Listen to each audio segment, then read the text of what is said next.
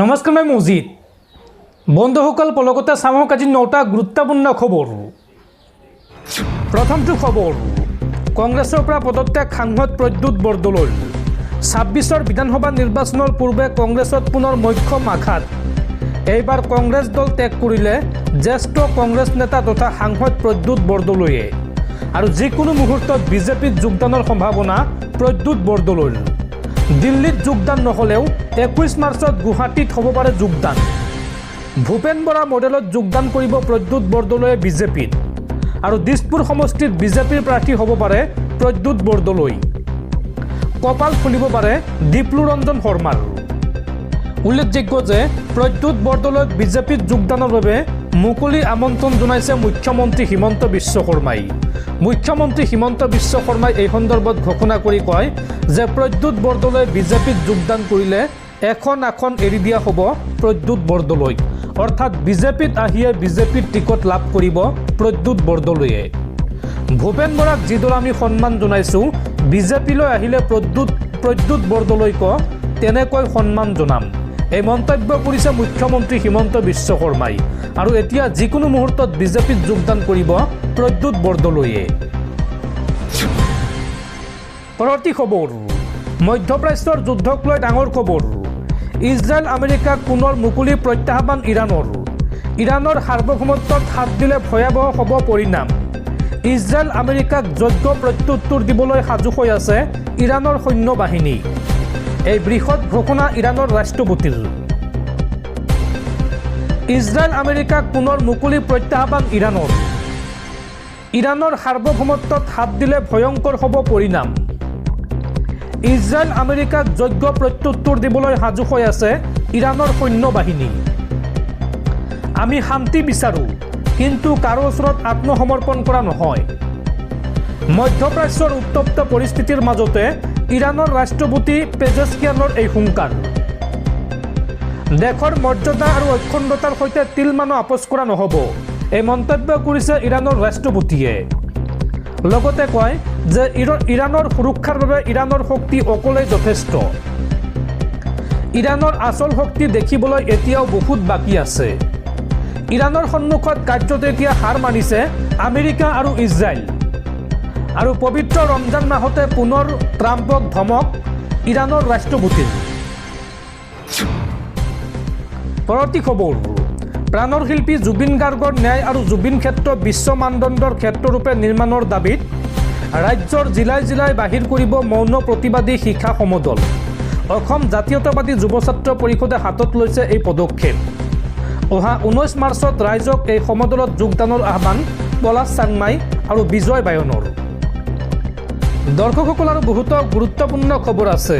তাৰ আগতে আপোনাক জনাওঁ যে যদি আপুনি এতিয়ালৈকে এইটো ভিডিঅ'ত লাইক কৰা নাই, তেন্তে এতিয়াই ভিডিঅ'টোত লাইক কৰি দিয়ক। আৰু এনেকুৱা ধৰণৰ ভিডিঅ' মই নিতৌ চাবলৈ চেনেলটো ছাবস্ক্ৰাইব কৰি কাষত থকা বেল আইকনটো প্ৰেছ কৰি ৰাখক। পৰৱৰ্তী খবৰ, ৰাজ্যৰ ৰাজনীতিৰ আটাইতকৈ ডাঙৰ খবৰ। ৰাইজৰ দলৰ সৈতে মিত্ৰতা হ'ব কংগ্ৰেছৰ। এই সন্দৰ্ভত অখিল গগৈলৈ ফোন গৌৰৱ গগৈৰ। অৱশেষত গৌৰৱ গগৈয়ে ফোন কৰিলে অখিল গগৈক। দিল্লীৰ পৰা গৌৰৱ গগৈয়ে দিনৰ 2 বজাত ফোন লগালে ৰাইজৰ দলৰ সভাপতিগৰাকীলৈ। মিত্ৰতা সম্পৰ্কীয় কথা পাতিবলৈ অখিল গগৈলৈ এই ফোন গৌৰৱ গগৈৰ। অখিল গগৈক গৌৰৱ গগৈয়ে দিলে নতুন প্ৰস্তাৱ। ধিং সমষ্টি এৰি দিব কংগ্ৰেছে, নতুনকৈ দিব কলিয়াবৰ সমষ্টিও, দলগাঁওতো আছেই। এনেকৈয়ে 10টা সমষ্টিত ৰাইজৰ দলৰ প্ৰত্যক্ষ প্ৰাৰ্থী দিবলৈ মিত্ৰতাৰ স্বাৰ্থত সন্মতি বিচাৰিলে গৌৰৱ গগৈয়ে অখিল গগৈৰ পৰা। ইয়াৰ উপৰি 3টা সমষ্টিত বন্ধুত্বমূলক প্ৰতিদ্বন্দ্বিতাৰ কথা ক'লে গৌৰৱ গগৈয়ে। এই বন্ধুত্বমূলক প্ৰতিদ্বন্দ্বিতাত অৱশ্য নাথাকিল মন্দিয়াৰ নাম, যিটো সমষ্টিৰ পৰা ৰাইজৰ দলে প্ৰক্ষেপ কৰি থৈছিল কংগ্ৰেছৰ পৰা ৰাইজৰ দলত যোগদান কৰা চেয়াৰমেন আলী। ৰাইজৰ দলে বিচৰা নাওবৈচা সমষ্টিৰ কথা অৱশ্য এই কথা বতৰাত নোলাল। ৰাইজৰ দলে ইতিমধ্যে নাওবৈচা আৰু ধেমাজি সমষ্টিত প্ৰাৰ্থী ঘোষণা কৰিছে। অখিল গগৈয়ে বৰ বেছি কথা নাপাতিলে গৌৰৱ গগৈৰ সৈতে। শেষত মাত্ৰ গৌৰৱ গগৈক জনালে কংগ্ৰেছে দিয়া এই প্ৰস্তাৱ দলীয় মজিয়াত তেওঁ উত্থাপন কৰিব আৰু দলে এই সন্দৰ্ভত সিদ্ধান্ত ল'ব। হা বা না একো নক'লে অখিল গগৈয়ে। গৌৰৱ গগৈয়ে ফোনটো থোৱাৰ আগত মাথো ক'লে, আপুনি কি হয় মোক জনাই দিব। আমাৰ তৃতীয় তালিকা প্ৰস্তুত কৰি থকা হৈছে আৰু মই এতিয়া দিল্লীতে আছোঁ। অখিল গগৈৰ সন্মুখত অৱশেষত নেঙুৰ পেলাই দিলে গৌৰৱ গগৈয়ে। ইমান দিনে গৌৰৱ গগৈয়ে মিত্ৰতাৰ এই খেলখন পৰিচালনা কৰিছিল। আজি হঠাৎ এই মিত্ৰতাৰ সিদ্ধান্ত লোৱাৰ দায়িত্ব পৰিল অখিল গগৈৰ ওপৰত। কংগ্ৰেছৰে মিত্ৰতা নস্যাৎ কৰাৰ পাছত ৰাইজৰ দলেও নিজা নিজা সমষ্টিত প্ৰাৰ্থী কোন হ'ব সেই ৰূপৰেখা তৈয়াৰ কৰিছিল। ডিমত সাজু কৰিছিল ধৈৰ্য হাজৰিকাত। এনেকৈয়ে 5টা সমষ্টিত ৰাইজৰ দলে কংগ্ৰেছৰ সৈতে মিত্ৰতা নহয় বুলি প্ৰাৰ্থীৰ সৈতে কথা পাতিছিল। এতিয়া অসহায় গৌৰৱ গগৈৰ এই ফোনৰ উত্তৰ অখিল গগৈয়ে কিদৰে দিয়ে সেয়াহে লক্ষণীয় বিষয় হৈ পৰিছে। পৰৱৰ্তী খবৰ, বিধানসভা নিৰ্বাচনৰ বাবে AIUDFে প্ৰকাশ কৰিলে দ্বিতীয়খন প্ৰাৰ্থীৰ তালিকা। দ্বিতীয়খন প্ৰাৰ্থীৰ তালিকাত 12টা সমষ্টিত প্ৰাৰ্থীৰ নাম প্ৰকাশ কৰিছে এই দলটোৱে। বিন্নাকান্দি সমষ্টিত প্ৰাৰ্থিত্ব প্ৰদান কৰা হৈছে AIUDF প্ৰধান মৌলানা বদৰুদ্দিন আজমলক। AIUDFৰ দ্বিতীয়খন প্ৰাৰ্থীৰ তালিকা ঘোষণা। ৰাজ্যৰ 12টা সমষ্টিত প্ৰাৰ্থীৰ নাম প্ৰকাশ কৰিলে এই দলটোৱে দ্বিতীয়খন তালিকাত। আৰু এই তালিকা অনুসৰি বিন্নাকান্দি সমষ্টিত প্ৰাৰ্থিত্ব প্ৰদান কৰা হৈছে AIUDF প্ৰধান মৌলানা বদৰুদ্দিন আজমলক। গোৱালপাৰা পূবত প্ৰাৰ্থিত্ব দিয়া হৈছে হাফিজ বছিৰ আহমেদক। ধুবুৰী সমষ্টিত প্ৰাৰ্থিত্ব প্ৰদান কৰা হৈছে নজৰুল হকক। দলগাঁও সমষ্টিৰ প্ৰাৰ্থী মুজিবুৰ ৰহমান। চেঙা সমষ্টিত প্ৰাৰ্থিত্ব প্ৰদান কৰা হৈছে আছৰাফুল হুছেইনক। চামুগুৰি সমষ্টিৰ প্ৰাৰ্থী আব্দুল আজিজ। দক্ষিণ কৰিমগঞ্জ সমষ্টিৰ প্ৰাৰ্থী চিহাবুদ্দিন। চমৰীয়াত প্ৰাৰ্থিত্ব প্ৰদান কৰা হৈছে ইমদাদ হুছেইনক। গোলকগঞ্জৰ প্ৰাৰ্থী জমেশ্বৰ তালুকদাৰ। বিজনী সমষ্টিত প্ৰাৰ্থিত্ব প্ৰদান কৰা হৈছে মচুকা বসুমতাৰীক। ৰহা সমষ্টিৰ প্ৰাৰ্থী মুকুট দাস আৰু ৰামকৃষ্ণনগৰ সমষ্টিৰ প্ৰাৰ্থী ডক্টৰ অৰূপ কুমাৰ দাস তালুকদাৰ। পৰৱৰ্তী খবৰ, জুবিন গাৰ্গৰ হত্যাৰ গোচৰৰ চূড়ান্ত ৰায়দানৰ দিন ঘোষণা। 25 মাৰ্চত ছিংগাপুৰ কৰোনাছ আদালতত চূড়ান্ত ৰায়দান সম্পন্ন হ'ব। পূৰ্বে কৰোনাছ আদালতত হৈছিল 3বাৰকৈ শুনানি আৰু 13 মাৰ্চত চূড়ান্ত ৰায়দানৰ দিন স্থগিত ৰাখিছিল আদালতে।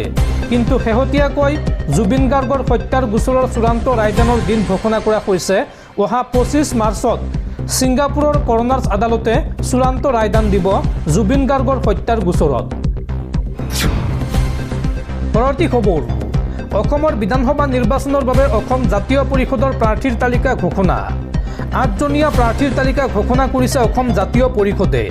অসম জাতীয় পৰিষদে অসমৰ কোন সমষ্টিত কাক প্ৰাৰ্থিত্ব দিছে চাওঁ আহক। খোৱাং সমষ্টিৰ প্ৰাৰ্থী লুৰিণজ্যোতি গগৈ। দলটোৰ সভাপতি লুৰিণজ্যোতি গগৈয়ে প্ৰতিদ্বন্দ্বিতা কৰিব খোৱাং সমষ্টিত।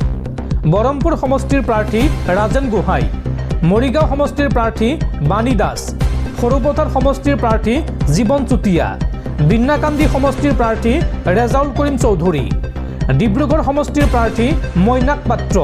পলাকবাৰী সমষ্টিৰ প্ৰাৰ্থী পংকজ লোচন গোস্বামী আৰু বজালী সমষ্টিৰ প্ৰাৰ্থী দিলীপ বৰুৱা। পৰৱৰ্তী খবৰ, অৱশেষত বিধায়ক পদ খাৰিজ হ'ল শ্বেৰমান আলী আহমেদ আৰু আব্দুৰ ৰছিদ মণ্ডলৰ। দল বিৰোধী কাৰ্যকলাপৰ বাবে কংগ্ৰেছৰ পৰা নিলম্বিত হৈ আছিল এই দুগৰাকী বিধায়ক।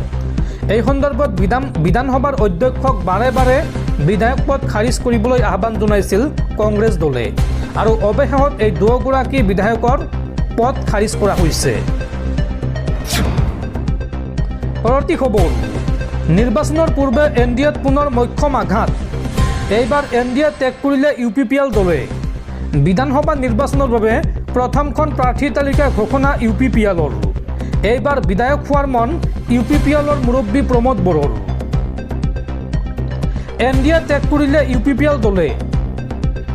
বিধানসভা নিৰ্বাচনৰ বাবে প্ৰথমখন প্ৰাৰ্থীৰ তালিকা ঘোষণা UPPLৰ। প্ৰথমখন তালিকাত 7টা সমষ্টিৰ বাবে প্ৰাৰ্থী ঘোষণা কৰিলে দলটোৱে। কোন সমষ্টিত কোনে লাভ কৰিলে UPPLৰ টিকট চাওঁ আহক। গোসাইগাঁও সমষ্টিত প্ৰাৰ্থিত্ব প্ৰদান কৰা হৈছে অনিন্দ বসুমতাৰীক। দুধমাত সমষ্টিত প্ৰাৰ্থিত্ব প্ৰদান কৰা হৈছে ৰাজু কুমাৰ নাৰ্জাৰীক। কোকৰাঝাৰত লৰেন্স ইছলাৰী।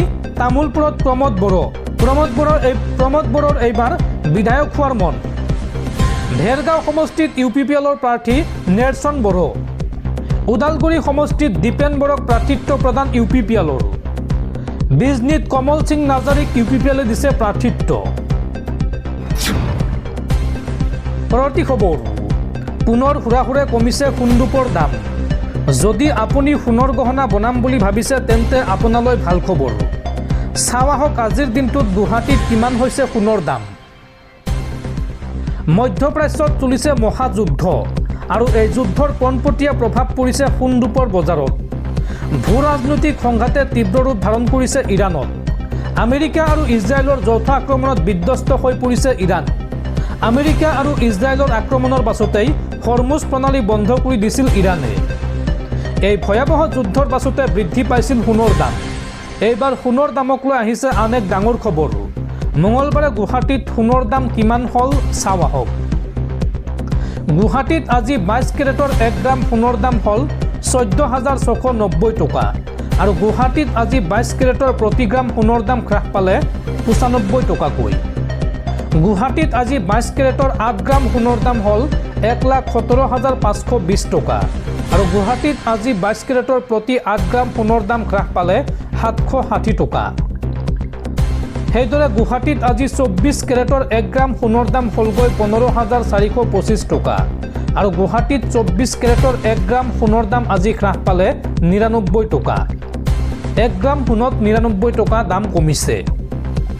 গুৱাহাটীত আজি 24 কেৰেটৰ 8 গ্ৰাম সোণৰ দাম হ'লগৈ 1,23,400 টকা আৰু গুৱাহাটীত আজি 24 কেৰেটৰ 8 গ্ৰাম সোণৰ দামত হ্ৰাস পালে 792 টকা।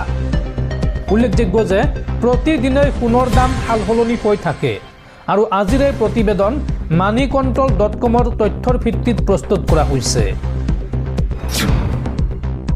পৰৱৰ্তী খবৰ, মানকাছাৰৰ AIUDFৰ বিধায়ক আমিনুল ইছলামক দলৰ পৰা নিলম্বন। দল বিৰোধী কাৰ্যকলাপত লিপ্ত থকাৰ অভিযোগ বিধায়কগৰাকীৰ বিৰুদ্ধে। 6 বছৰৰ বাবে দলৰ পৰা বহিষ্কাৰ কৰা হৈছে আমিনুল ইছলামক। উল্লেখযোগ্য যে AIUDFৰ উপ সভাপতি আছিল আমিনুল ইছলাম।